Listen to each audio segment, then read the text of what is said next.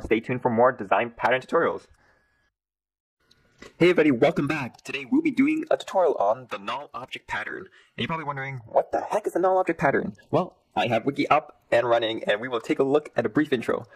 A null object is an object with a defined neutral null behavior. The null object design pattern describes the use of such objects and their behavior or lack of. Therefore, it was first published. Motivation. In object-oriented languages such as Java or C# references base null.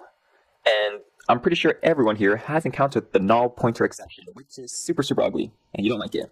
So this is from, the code I have right now is from the past example using the strategy pattern. Now, if you haven't taken a look at that, if you haven't taken a look at that video, then it's perfectly fine, because what we're going to concentrate on is right here. So essentially what we're doing is we're creating a weapon, which is initially null. We have a character, and we want to assign the weapon given whatever the user inputs. So let's run it to give you a brief intro of what it looks like. So when I select one, it will say using the sword, and then it'll ask me again to keep repeatedly, infinite loop.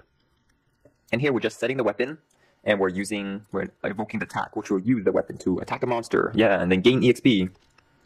But that's not the point. If you look at this code carefully, you can see a really big flaw to it. And what's the big flaw? Well, initially it's null. If we choose anything besides the given input, it will stay null, and it will give us a null pointer exception. So let's take a gander at this again. And this time we will enter in 4.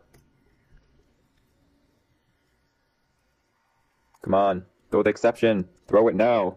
Null reference exception, which states that you're trying to invoke something that is null, and we can't do that. This was null. We're trying to use it, and we can't. So how do you go about fixing that? Well, this is where the null pattern comes in. Here we can set a null object. So what do we do? Well, what we want to do is we want to introduce a new object called null. So we'll call it null. Null. Yeah, I'll just call it null. And essentially it will act as doing absolutely nothing. Because the other weapons inherit from the I weapon interface, then we also have to provide the same implementation. So here we will just write console.writeLine and state that, null object encountered, which is never a good thing. So if we will change our code down here, we will set a default case such that the weapon will equal null, a new null.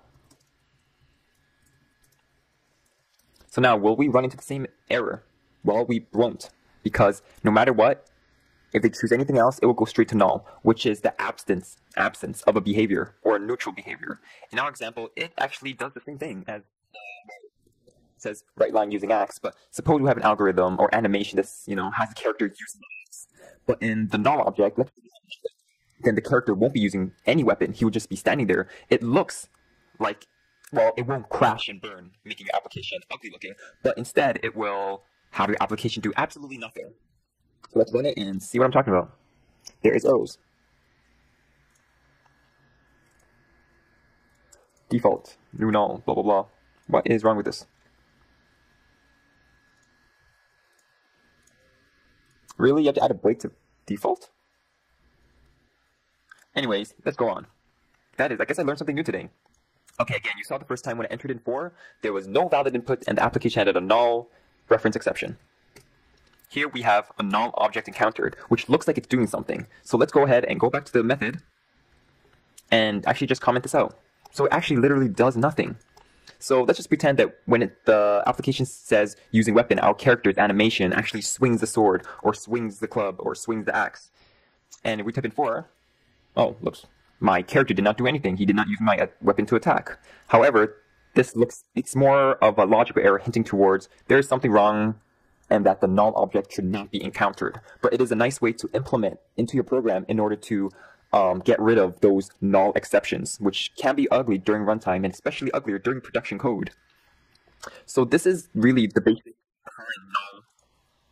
the null object pattern. It's essentially a way to remove those ugly runtime errors which you don't want to encounter. Instead, it will do absolutely nothing, which will be, it looks nice to the user because it won't crash and burn, but it will hint towards a problem within your code that you may need to fix. So I hope you enjoyed this relatively short tutorial, and stay tuned for the next tutorial. I have no clue what I'm going to do for the next one, so it will be a surprise. Thank you for watching. Hey buddy, I am back and I am not dead, and the reason why I say that is because someone private messaged me and asked me if I was dead. But no, I'm not dead.